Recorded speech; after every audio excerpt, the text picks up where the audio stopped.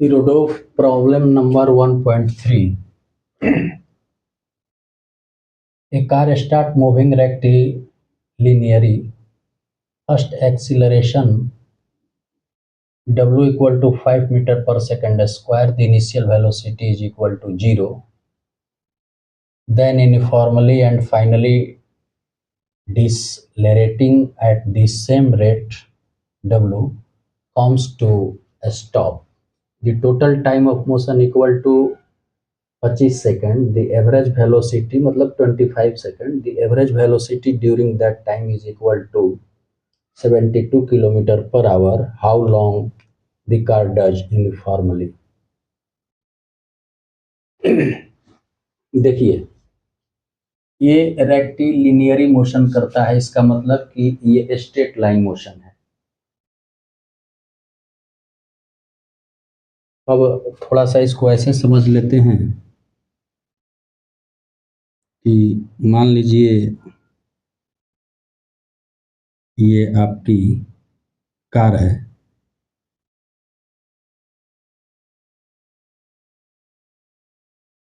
और ये रेक्टिलिनियरी मोशन कर रहा है, स्ट्रेट लाइन का मोशन है. तो फर्स्ट एक्सीलरेशन मतलब ये इनिशियल वेलोसिटी 0 से एट ए रेस्ट से ये स्टार्ट होता है. तो कुछ समय के लिए इसका जो एक्सीलरेशन होता है वो होता है 5 मीटर पर सेकंड स्क्वायर. इसके बाद यहाँ से यहाँ ये एक समान मोशन करता है, यानी कि यूनिफॉर्मली मोशन करता है.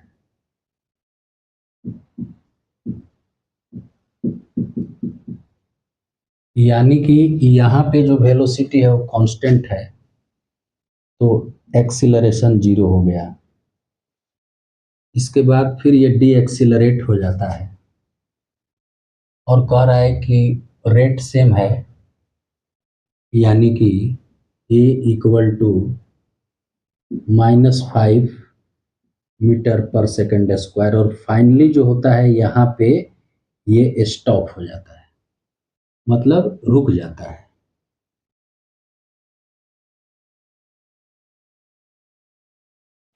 यहाँ इनिशियल वेलोसिटी 0, यहाँ फाइनल वेलोसिटी 0. बीच में वेलोसिटी जो है वो कांस्टेंट होता है, यानी कि एक्सीलरेशन 0, और इधर एक्सीलरेट होता है 5 मीटर पर सेकंड स्क्वायर से, और यहाँ डी एक्सेलरेट होता है -5 मीटर पर सेकंड स्क्वायर से. और यहाँ से यहाँ आने में वो समय लेता है 25 सेकंड, 25 सेकंड, और इसकी एवरेज वेलोसिटी दी हुई है 72 किलोमीटर पर आवर. मतलब यहाँ से यहाँ जो जितना डिस्टेंस तय किया और जितना टाइम लगा, ठीक है, तो जितना डिस्टेंस तय किया और जितना टाइम लगा उससे भाग देने पे ये किलोमीटर पर आवर में इतना आ रहा है एवरेज वेलोसिटी. यहाँ एवरेज वेलोसिटी लिख रखा है. तो सबसे पहले करते क्या है कि ये जो भी एवरेज है ये क्या है, 72 किलोमीटर पर आवर. अगर इसको हम मीटर पर सेकंड में चेंज करेंगे तो 72 गुना 5/18 से गुना कर देंगे, तो 18 चौक 72, 5 चौका 20 मीटर पर सेकंड इसकी हो जाएगी, 20 मीटर पर सेकंड. इसकी वेलोसिटी हो गई एवरेज वेलोसिटी. अब चलिए इस एवरेज वेलोसिटी में टोटल टाइम टेकन लगा 25 सेकंड. तो ये जो टोटल डिस्टेंस कवर किया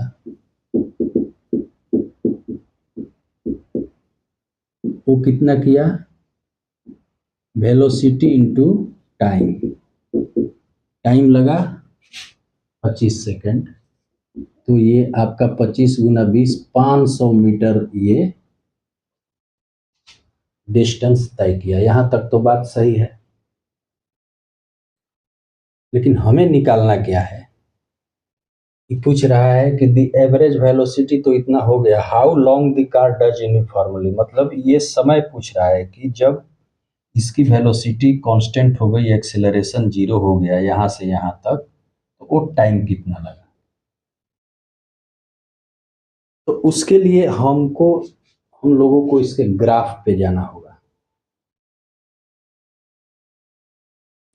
तो चलिए ग्राफ देखते हैं। ये आपका वेलोसिटी का ग्राफ है, वेलोसिटी टाइम का ग्राफ है। ये ये टाइम है, ठीक है, टाइम का ग्राफ, ये टाइम है, ये वेलोसिटी है। ये यहाँ से एक्सिलरेट हुआ, फिर इसके बाद यूनिफॉर्म स्पीड से चला, ठीक है, मतलब यूनिफॉर्म देन यूनिफॉर्मली, हाँ, मतलब यूनिफॉर्म वेलोसिटी मतलब कांस्टेंट वेलोसिटी से चला, और फिर इसके बाद डी एक्सिलरेट हुआ और यहाँ रुक गया, ठीक है।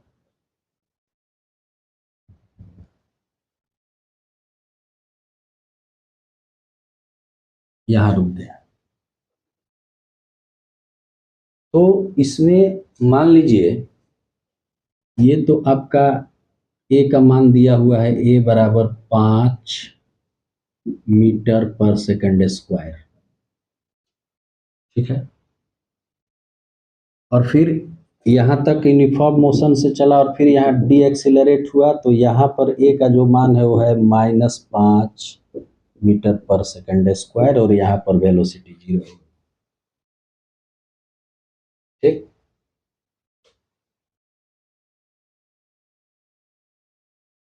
तो ये वेलोसिटी टाइम ग्राफ है।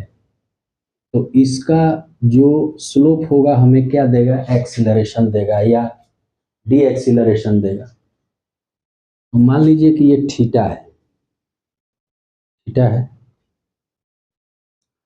अगर इधर से ये -5 है और इधर से ये +5 है, मतलब ये एक्सिलरेट हो रहा है, ये डी एक्सिलरेट हो रहा है।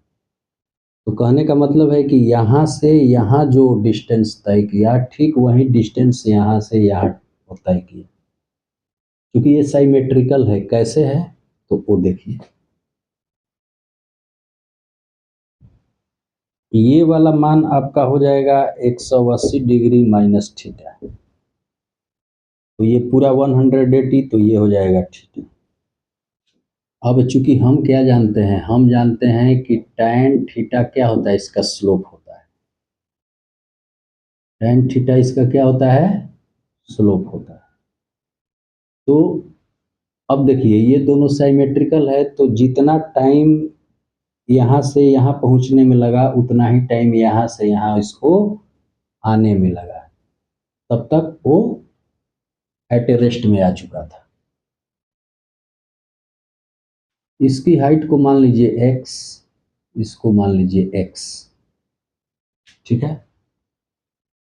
यहाँ पे हम tan थीटा एक्सिलरेशन लिख सकते हैं, ये एक्सिलरेशन है 5।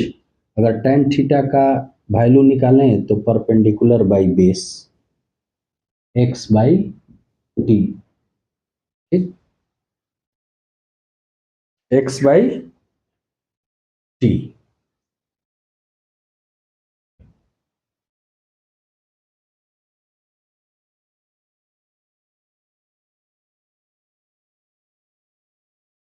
तो यहाँ से अगर मान लीजिए कि हम x का मान निकालें, तो ये x इक्वल टू क्या हो जाएगा, 5t हो गया।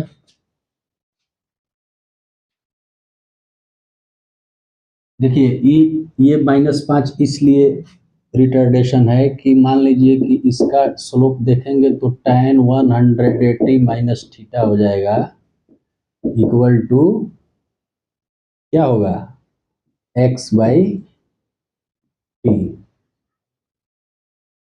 x बाई टी इसको नहीं लिख सकते हैं, क्योंकि ये तो बाहर वाला एंगल हो गया। ये tan 180 डिग्री माइनस थीटा बराबर क्या होता है, -tan थीटा। तो ये इसका स्लोप हो गया, इसलिए एक्सीलरेशन जो है यहाँ माइनस में है, यानी डी एक्सीलरेट।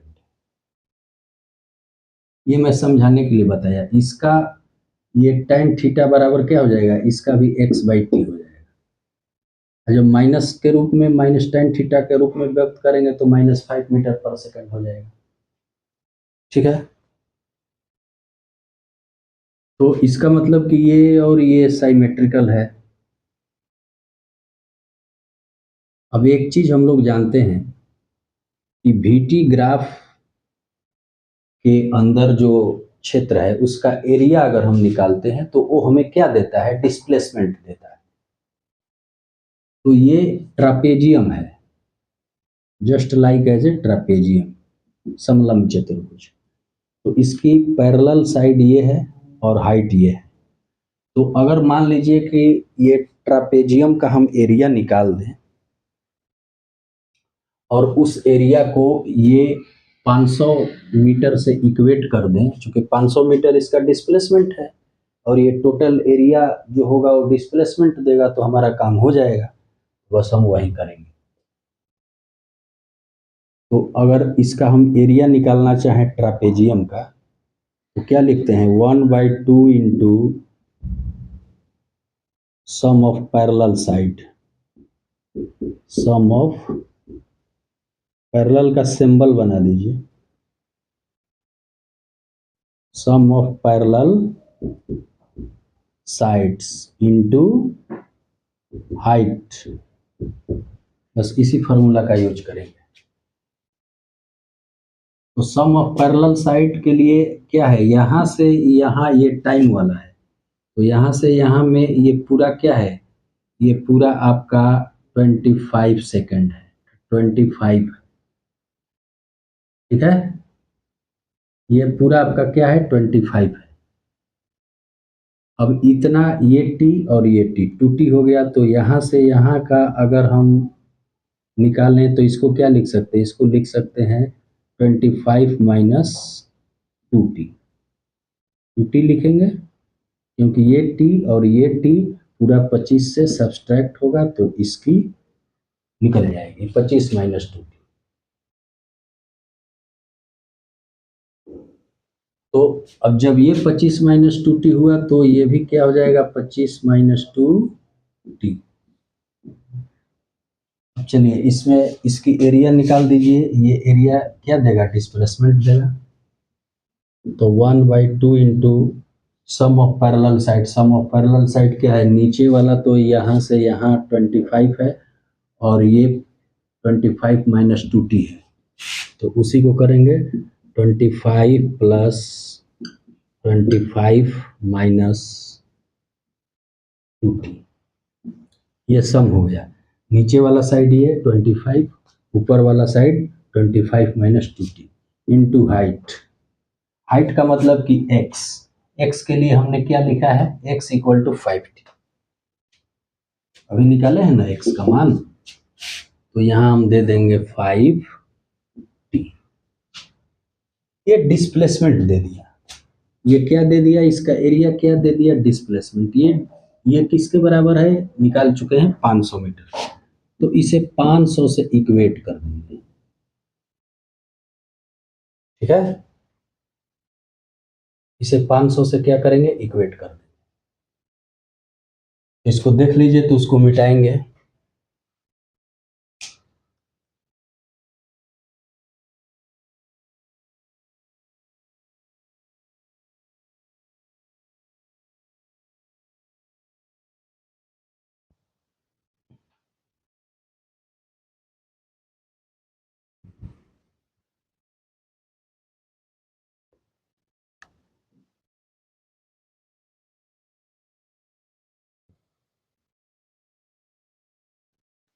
अब देखिए, जब इसको हल करेंगे तो ये 100 बार में कट जाएगा और ये 2 से गुना होगा तो 200 आ जाएगा। तो यानी कि इसको हम लोग लिख सकते हैं 25, 25 प्लस 25 क्या हो जाएगा, 50।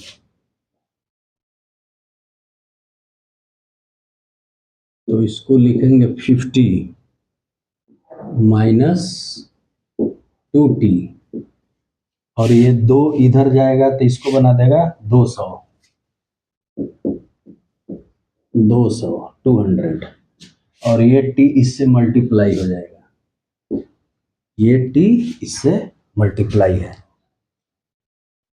अब थोड़ा सा इसे करेंगे तो ये हो जाएगा 50t minus 2t square equal to 200। इसको उधर भेज दीजिए, तो ये 2t square minus 50t plus 200 equal to 0। 2 common लेके हटा दीजिए, तो 2 कॉमन लेंगे तो ये हो जाएगा t square minus 25t plus 100 equal to 0। अब इसको फैक्टराइज कर दीजिए, तो फैक्टराइज करने पे हो जाएगा t square minus 20t minus 5t plus 100 equal to 0। अब कॉमन ले लीजिए इसमें और इसमें, तो अगर इसमें हम t कॉमन लिया तो इसमें बचा t माइनस 20, और इसमें अगर 5 कॉमन लिया तो इसमें बचा t माइनस 20 इक्वल टू 0। अगला बार बच गया t minus 20 into t minus 5 equal to 0। तो t का 2 मान आया, एक t का मान आया 20 और एक t का मान आया 5। अब चलिए थोड़ा जो ग्राफ बनाए थे उस पर विचार करते हैं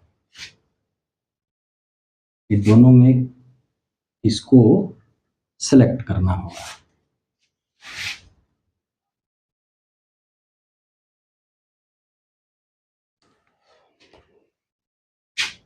हम ग्राफ बनाए थे ये ऐसे,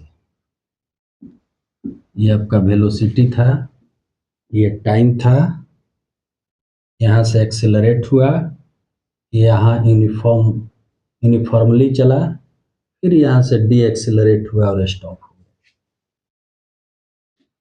तो हम बनाए थे कि यहाँ से यहाँ आने में एज्यूम कीजिए टी टाइम लिया, और ये साइमेट्रिकल है तो ये भी टी टाइम लिया। यहाँ से यहाँ 25 था, तो अगर इसका वैल्यू निकाले यहाँ से यहाँ तक, तो इसको लिखेंगे 25 माइनस 2t, क्योंकि यहाँ से यहाँ 25 सेकंड लग रहा है।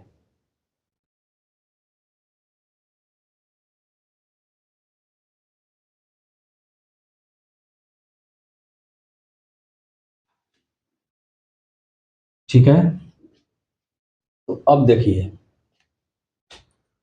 यहाँ एक्सीलरेशन 0 हो गया था, यहाँ जो एक्सीलरेशन था वो था 5 मीटर पर सेकंड स्क्वायर।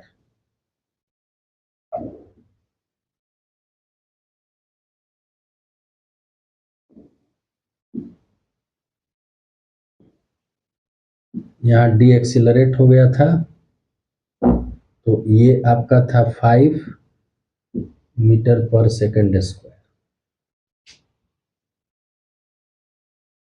तो अगर हम t यानी कि टाइम 20 ले रहे हैं, तो ये बताइए 20 या प्लस 20 यही 40 हो गया, 20 इतना 20 सेकंड, इतना 20 सेकंड, 40 है, टोटल 25 सेकंड लगा है। इसलिए ये हमारा उत्तर ऑप्शन सेलेक्ट नहीं होगा। t बराबर 5 सेकंड लेते हैं तो 5 और 5 10, ये ठीक है क्योंकि टोटल 25 लग रहा है, 25 से तो अधिक नहीं हो रहा है। तो हमें जो मान लीजिए कि यहाँ तक का समय लगा 5 सेकंड, यहाँ t बराबर हो गया 5 सेकंड, और ये भी t बराबर हो गया 5 सेकंड, और यूनिफॉर्मली चला है 25 माइनस 2t।